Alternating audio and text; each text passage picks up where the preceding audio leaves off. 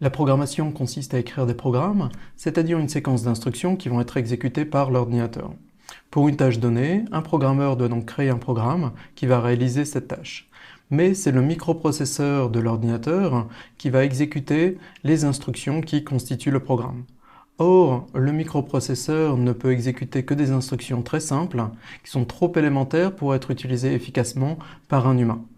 Heureusement, un programmeur peut écrire un programme dans un langage de programmation accessible à un humain, comme le Java, et qui va pouvoir être traduit automatiquement en instructions que le microprocesseur peut comprendre et exécuter.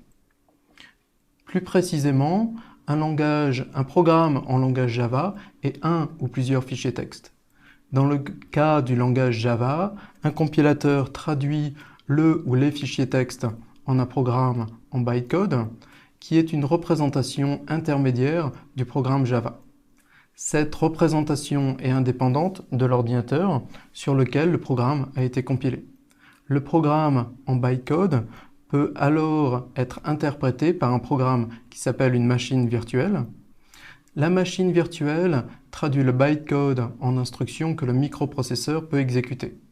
Comme le programme en bytecode est indépendant de l'ordinateur sur lequel il a été créé, il peut être exécuté sur un autre ordinateur. Dans ce cours, vous allez apprendre à analyser un problème pour pouvoir écrire un programme dans un langage de haut niveau. Ce langage sera donc le langage Java, mais nous resterons généraux et vous allez apprendre des principes qui seront valables pour la plupart des langages de programmation. Pour un problème donné, vous allez d'abord devoir réfléchir à la séquence d'instructions que l'ordinateur devra exécuter. Vous pourrez ensuite écrire le programme Java qui correspond à cette séquence d'instructions et compiler votre programme pour créer un programme en bytecode. Il se peut alors que la compilation échoue parce que votre programme ne respecte pas les règles du langage Java. Vous devrez alors revenir sur votre programme pour le corriger. Heureusement, le compilateur Java fournit des messages d'erreur qui vous guideront dans cette correction. Une fois compilé, vous pourrez tester votre programme sur la machine virtuelle et il se peut alors que votre programme ne fasse pas ce que vous souhaitiez qu'il fasse parce que vous avez mal conçu la séquence d'instructions au départ. Vous devrez alors revenir sur l'analyse que vous avez faite du programme, corriger votre séquence d'instructions et continuer le cycle que nous venons de voir. Nous allons créer notre premier programme Java. Il faut tout d'abord ouvrir un environnement de développement.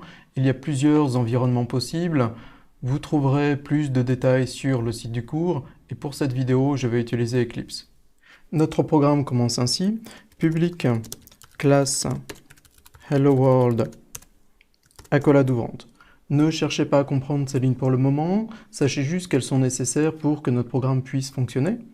La suite, public static void main, parenthèse ouvrante, string, crochet, args, accolade ouvrante, deviendra plus clair lors de la séance sur les fonctions. La tradition quand on apprend un nouveau langage est de créer un programme qui affiche le message Hello World et nous allons nous plier à cette tradition. En Java, afficher un tel message se fait ainsi. System.out.println, parenthèse ouvrante, ouvrez les guillemets, Hello World,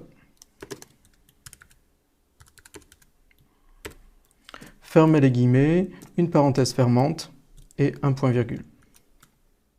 Les accolades ouvertes par les premières lignes doivent être fermées. Vous avez peut-être constaté qu'Eclipse les a ajoutées automatiquement, mais ce n'est pas le cas pour tous les environnements de développement. Faites donc attention à les ajouter si nécessaire. Dès maintenant, faites attention à présenter clairement votre programme. Ce n'est pas nécessaire pour qu'il puisse fonctionner correctement. Par contre, c'est important pour sa lisibilité. Par exemple, j'ai commencé ces lignes sur la première colonne. Ces deux accolades sont alignées. Et les lignes entre ces deux accolades, je les ai décalées un peu vers la droite. Cette ligne qui est entre ces deux accolades qui sont également alignées, je l'ai également décalée vers la droite. Plusieurs règles sont possibles, efforcez-vous d'être cohérent et lisible.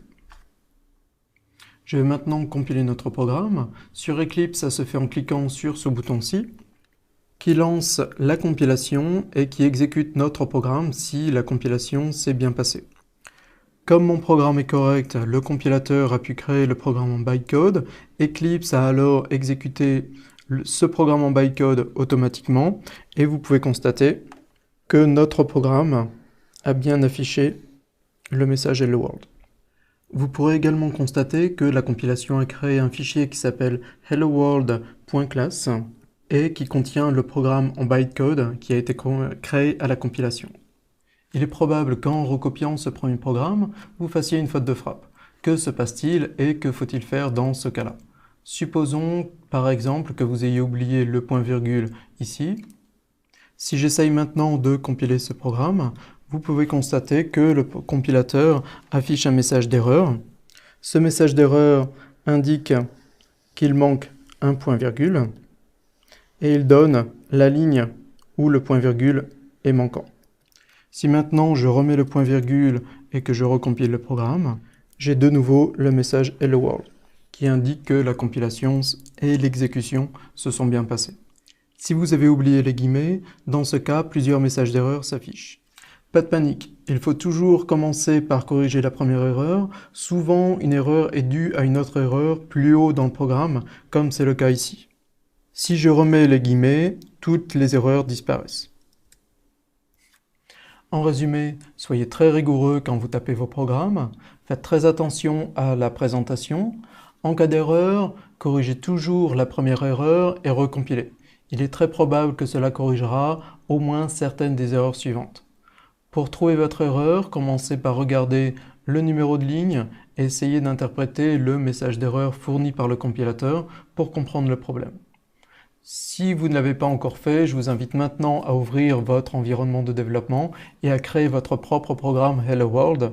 Et dans les vidéos suivantes, nous verrons des exemples plus riches qui manipulent des données.